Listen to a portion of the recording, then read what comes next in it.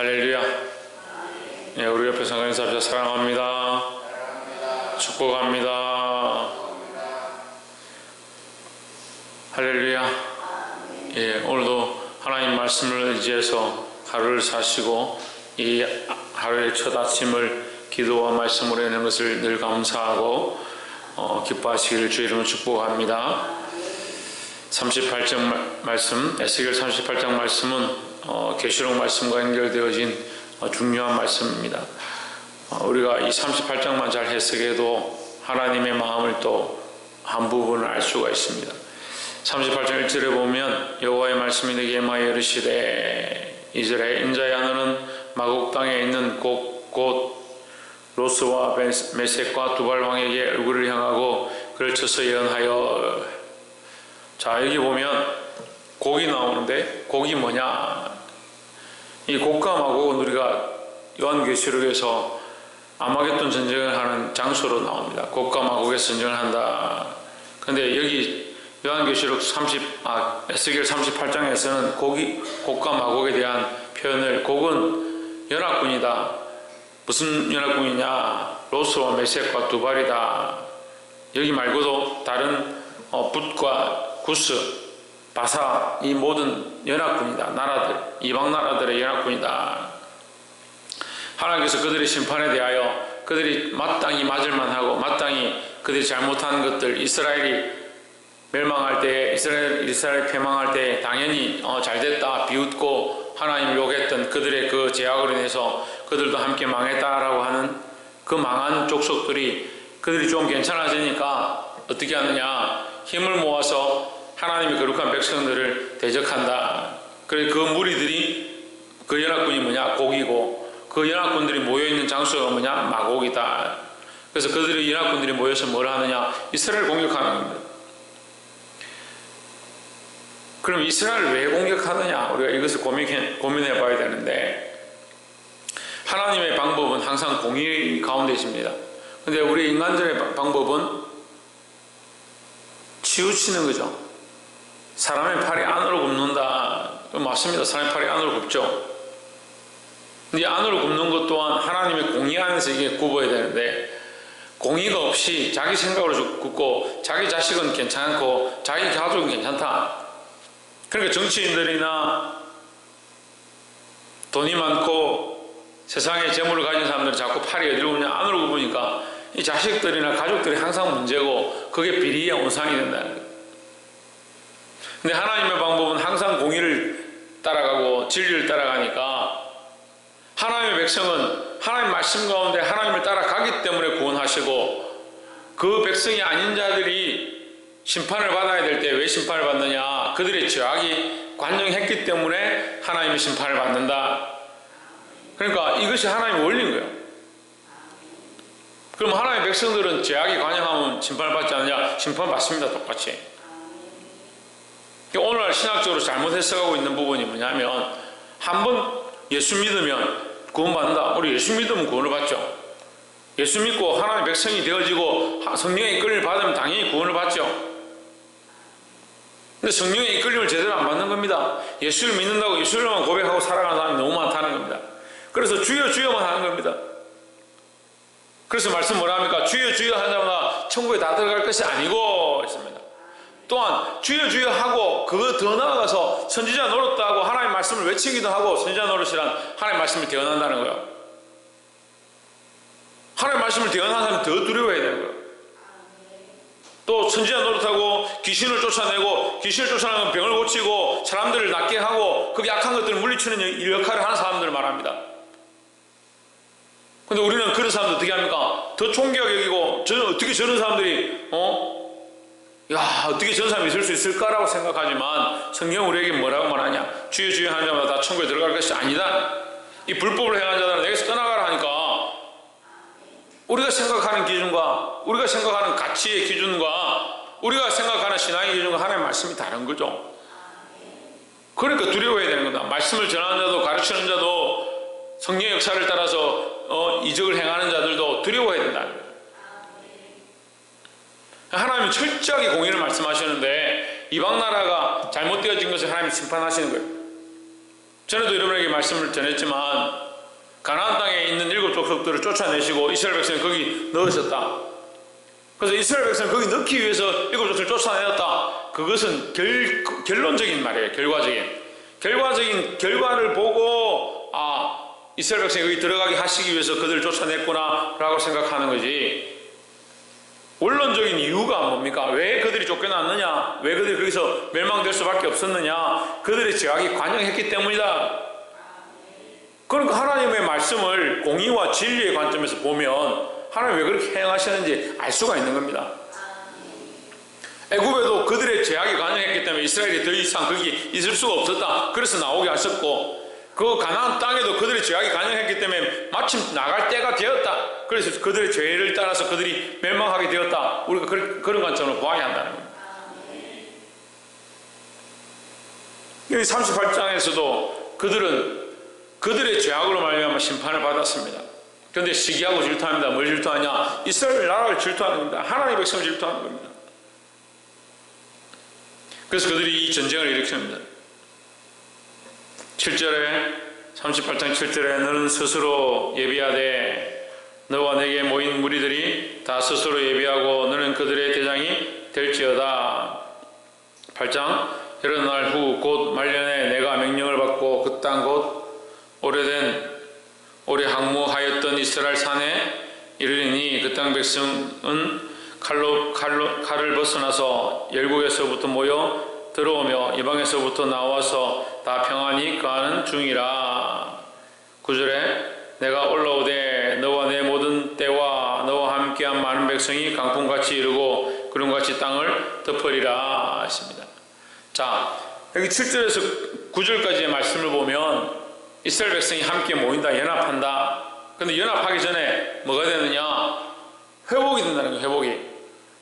지금 포로로 끌려갔던 백성들이, 끝났던 절망적이었던 백성들이 하나님의 약속을 따라 우리가 어제 말씀에도 본 것처럼 37장에서 하나님께서 그들에게 약속을 주시고 다윗을 왕으로 세우시고 그들의 왕으로 세우셔서 평화의 왕이 되게 하시고 하나님과 평화하게 하시고 그 안에 참 기쁨을 누리게 하신다. 계시록에도 뭐라고 되어 있습니까? 그리스도가 왕권을 들고 오셔서 천년왕국을 이루는 겁니다. 천년왕국에 대해서 해석이 분분하지만 우리는 그걸 해석하려고 할 필요 없습니다. 그걸 뭐하러 해석합니까? 어떻게 하냐면 후천년설이냐 전천년설이냐, 그걸 왜 해석합니까?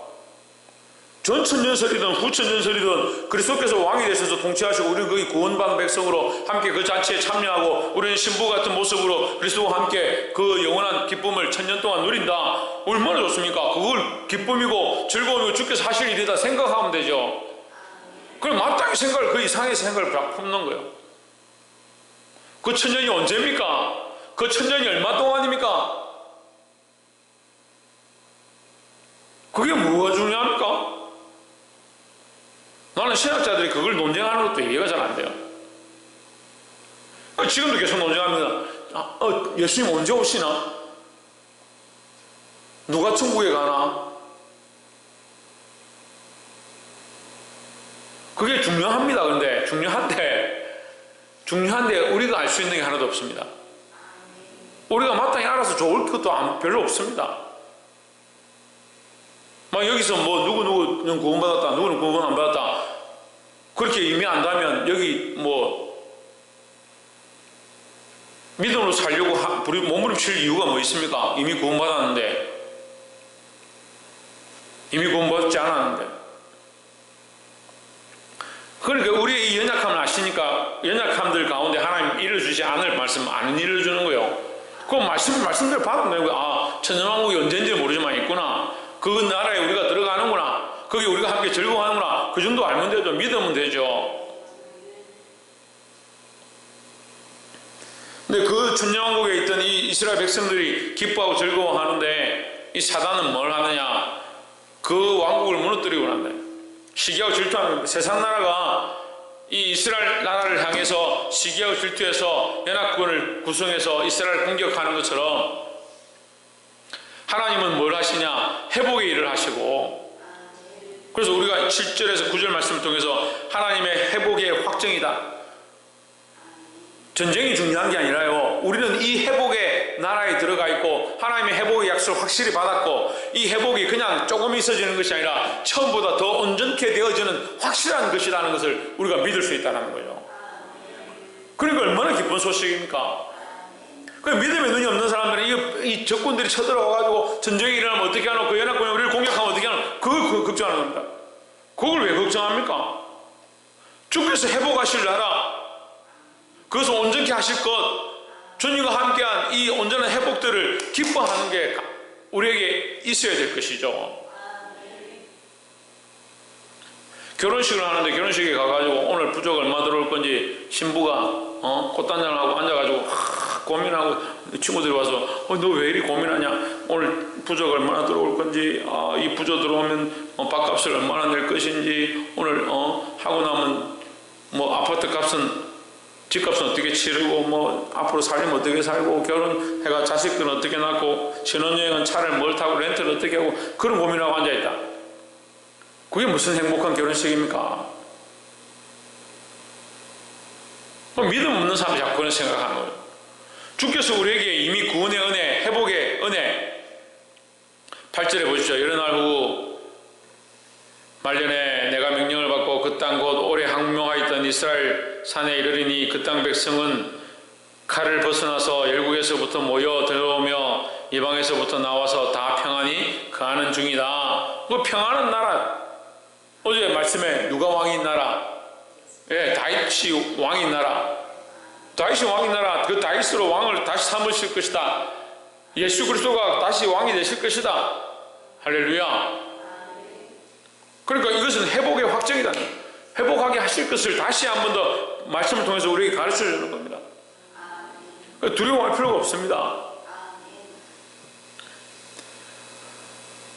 두 번째로 16절 말씀에 구름이 땅에 덮임같이 내 백성 이스라엘을 치러 오리라. 거기 끝날 때에 내가 너를 이끌어다가 내 땅을 치게 하리니 이는 내가 너로 말미암아 이방 사람의 목전에서 내 거룩함을 나타내어 그들로 다 나를 알게 하려 함이니라 했습니다.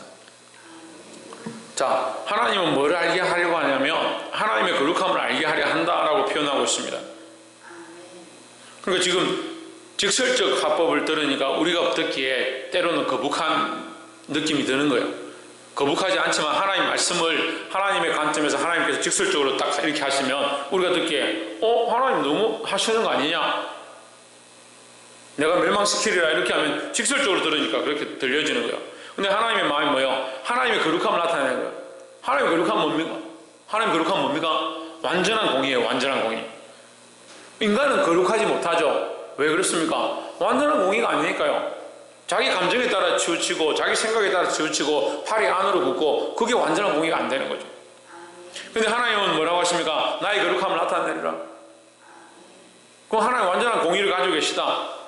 그러니까 이 지금 멸망시킬 자들 멸망시키고 구원할 자들을 구원하는 일에 하나님의 이 공의가 나타나야 되는 거예요. 그러니까 그들이 지금 이스라엘을 향해서 마지막 공격을 하게 되어지는 모습이 결국 그들이 질투해서 이스라엘을 공격하지만 그 일 가운데 하나님께서 일하신다. 왜? 그들이 그 공격하는 일로 말미암아 마땅히 멸망받을 자리에 가게 되는 것이다 라는 뜻이죠. 그러니까 하나님의 이 역사와 하나님이 일하시는 것들을 우리가 다 알 수 없는 거예요. 우리가 보기엔 단순히 저 나라가 왜 이러나 저 사람이 왜 나에게 이렇게 하나 왜 나에게 이런 어려움이 닥치나 그렇게 생각하지만 하나님은 더 깊은 계획과 뜻을 가지고 계십니다. 오늘 어떻게 해야 됩니까? 오늘 어떻게 해야 되겠습니까? 왜 하나님 하신 일을 믿어야 되는 거예요. 왜요? 하나님 거룩하시니까요. 하나님 완전하시고 거룩하시니까요. 그 하나님 완전하시고 하나님 거룩하시다는 생각을 가지면 하나님 이렇게 말씀하시는 것이 직설적인 합법이나 이런 표현들이 우리에게 걸리지 않습니다. 근데 우리가 하나님 완전하시다 생각하지 않으면 어떻게 됩니까? 그게 걸리는 겁니다. 믿음이 좀 있다는 사람들, 신앙생활 좀 한다는 사람들이 왜 문제가 되냐면 하나님을 친구처럼 생각하는 거예요. 하나님 완전하신 분이다, 전능하신 분이다, 하나님 완전히 거룩하시다 생각하면 나는 부족한 투성이고 하나님 완전하시니까 하나님 행하시는 일이 틀리지 않다, 옳다라고 생각하면 되는데 하나님 왜 이렇게 하십니까? 하나님 왜 이렇게 되게 하십니까? 다 헤아릴 수도 없고 다 볼 수도 없는 인간들의 이 한정적인 생각들로 하나님을 판단한다는 거예요. 그게 불신이에요, 불신.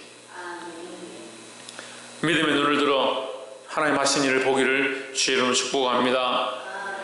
마지막 세 번째로 22절에 내가 또 온역과 피로 그를 국문하에 쏟아지는 폭우와 큰 우박덩이와 불과 유황으로 그와 그 모든 때와 그 함께한 많은 백성에게 비를 내리듯 하려 하리니 23절에 이와 같이 내가 여러 나라의 눈에 내 존대함과 내 거룩함을 나타내어 나를 알게 하리니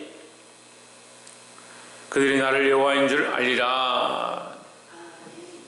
자, 하나님은 이스라엘 백성에게만 완전하시고 의로우신 분이 아니라 온 나라와 민족 가운데 거룩하고 완전하신 분이다. 온 세상 이 우주 만물 가운데 공평하시고 의로운 분이시다. 그러니까 우리는 그 합당하신 하나님을 믿어야 한다는 겁니다. 그 우리를 회복해 하실 이 확정한 회복의 확정을 우리에게 말씀하셨습니다. 하나님 우리를 완전히 회복하게 하시고 또한 이스라엘을 완전히 회복하게 하시고 그 포로되었던 이스라엘 백성을 다시 돌아오게 하실 것이다. 이것이 우리에게 확실한 약속이다라는 거죠. 우리는 이것을 어떻게 봐야 합니까?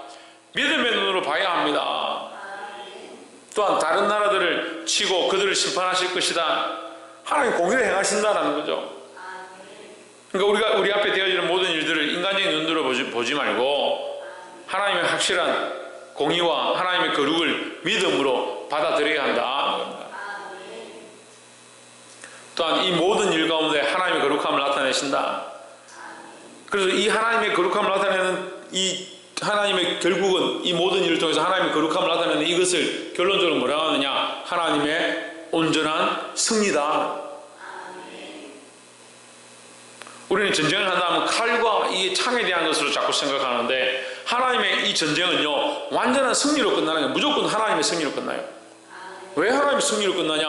하나님은 완전한 공의를 행하시고 악한 것들은 완전한 패망의 결과를 내어놓는 겁니다.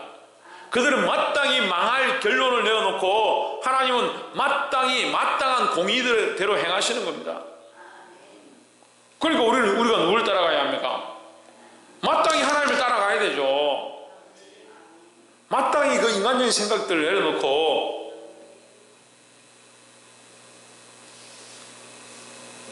사랑하는 성도 여러분, 결론을 내리면 우리의 생각의 끝은요 자꾸 인간적으로 끝나는 거예요. 인간이 머리를 굴리면 굴릴수록요 더 자기 의문과 자기 고민에 빠집니다. 우리는 어떻게 해야 되냐? 하나님을 믿고 믿음으로 나아가야 된다는 거예요. 사랑하는 성도 여러분, 이 하나님의 뜻을 의지하고 하나님의 완전하신 그 계획들 앞에 승리하는 저와 여러분 되기를 주의 이름으로 축복합니다. 기도하겠습니다.